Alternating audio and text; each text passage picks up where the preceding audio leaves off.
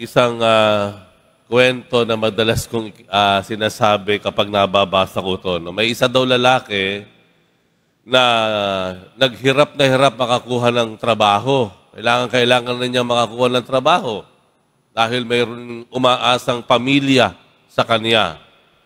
Marami siyang in-applyan pero parang walang tumatanggap. At minsan napadaan daw siya sa isang zoo, parang Manila Zoo. Ganyan, no? At may nakita siya doon na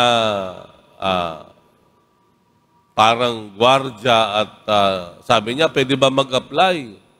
Sabi ng gwardiya, wala akong alam na opening pero pasok na kayo dyan. No? Nakausap nitong lalaking ito yung namamahala. At siya ay nabigo dahil wala namang bakante. Ang sabi ng lalaki, kahit ano po. Kukunin kong trabaho, kailangan ko ng trabaho. Sabi nung namamahala. Kasi ang kulang lang naman dito, unggoy. Unggoy na, kulang unggoy. Kaya mo bang maging unggoy? Sige po, meron ba kayong costume? O sige, kahit ano po, basta magkaroon ako ng trabaho. So, ginawa sa kanya, sinuotan siya ng costume ng isang malaking gorilla, no? At ipinasok siya dun sa isang hawla. No? Nagbukas yung zoo na yon, yung parke na iyon, at unang-unang mga pinuntahan ng mga tao ay yung kanyang hawla, yung kanyang kulungan. Noong nakita niya yung mga tao, yung mga bata, no? Nagsimula siyang kumilos na parang isang malaking gorilla, no? Tuwang-tuwa siya dahil yung mga bata naaaliw sa kanya, pati yung matanda, no? Nakita niya yung lubid, naglambitin siya. Naku, lalo nagsigawan yung mga tao, tuwang-tuwa sa kanya. Siya naman, tuwang-tuwa na rin, libang na libang sa kanyang trabaho dahil marami siyang napapasaya. Aba, hindi niya akalain sa kanyang kasiyahan, sa kanyang nakikita, naputol yung lubid na kanyang dinuduyanan, At siya ay tumilapon sa kabilang hawla o sa kabilang kulungan. Nagulat siya dahil ang kulungan na iyon ay isang malaking tigre. Nako, lumapit sa kanya. Nagsisigaw siya, saklolo, saklolo. Walang makarinig sa kanya, saklolo. Lumalapit na yung tigre, gano'n, saklolo, saklolo. Biglang nung kakagati siya, napapikit na lang siya. Sa kanyang pagkakapikit, may narinig siya. Tinig ng isang tao. Shh, huwag kang maingay, huwag kang maingay. Huwag kang maingay. Mabibisto tayo. Yung palang tigre, tao din. Yung nasa loob. Bakit ko naisip ito? Ebanghelyo ang sabi, meron daw mga lalapit, no? Sa bayan ng Diyos, mag-ingat daw tayo dahil para silang mga maamong tupa, ngunit ang totoo, sila pala ay mga asong gubat. No? Asong gubat. Kabaliktaran ng kwento, no? Na may mga yung maaamo, mababait, pero ang kalooban daw noon ay mabangis, no? Masama. Ito ay isang warning, no? Isang paalala. Pinag-iingat tayo ng Diyos sa mga bagay na ating pinakikinggan, sa ating mga bagay na pinaniniwalaan. No? Dahil batid ng Panginoon, minsan tayong mga tao ay tayo ay nanunukat, sinusukat natin ang mga bagay sa itsura, no? Sa mga nakikita mo, sa mata lamang. Pero ang sabi ng Panginoon, saliksikin yung kalooban. Tignan nyo kung ano ang magiging bunga.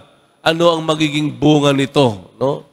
Diba tayo, madali sa ating kumilala ng tao, kumilatis ng tao, sa panlabas na kaanyuan lamang. No? Minsan ako ay nakasakay dati, nung ako'y kolehiyo, nakasakay ako sa isang bus pauwi ng bahay. No? May sumakay, disenteng-disente, nakabarong. No?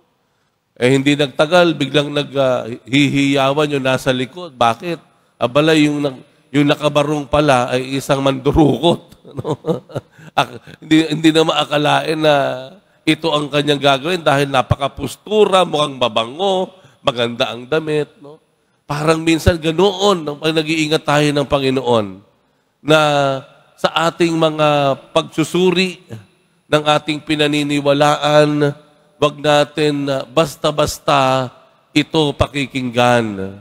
Tignan natin kung ano ang bunga nito. Ito ba ay yung pinaniniwalaan ba natin? Ito ba ay nagbubunsod sa atin para mas maging mabuting tao? Tayo ba ay mas nalalapit sa tao? Mas nagiging maunawain ba tayo sa mga pangyayari? Mas nagiging mahaba ba ang ating pasensya?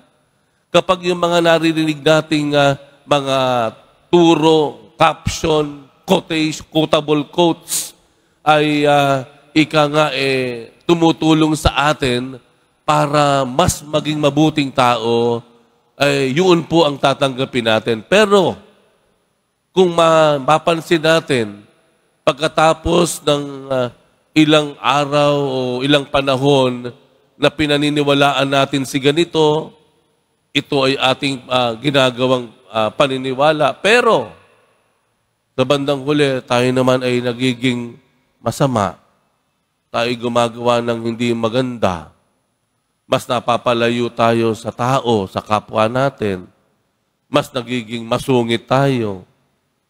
Ay, yun po, doon tayo pinag-iingat ng Panginoon. Sa makatuwid, ano sinasabi ng Panginoon sa atin? Suriin natin ng maigi ang lahat ng ating paniniwalaan. Suriin natin maigi yung ating mga sinusundang mga filosofiya, paniniwala. Tignan po natin dahil ito po ang isang gawain ng demonyo. Tayo ay linlangin. Tayo ay makuha sa pamamagitan ng kasinungalingan. Nangangailangan ito ng matang makakakita ng katotohanan. Kaya sa misang ito po, batid natin, nakapaikot ang mga panlilinlang ng kalaban ng demonyo. Sa misang ito, tanggapin natin ang katotohanan. Ang Diyos na nagpakilalang siya ang katotohanan. At hilingin natin sa Diyos na nawa kung ano man ang pinaniniwalaan natin, kung ano man ang ating sinusundan, ito ang maging dahilan at paraan na tayo ay maging mas mabuting tao.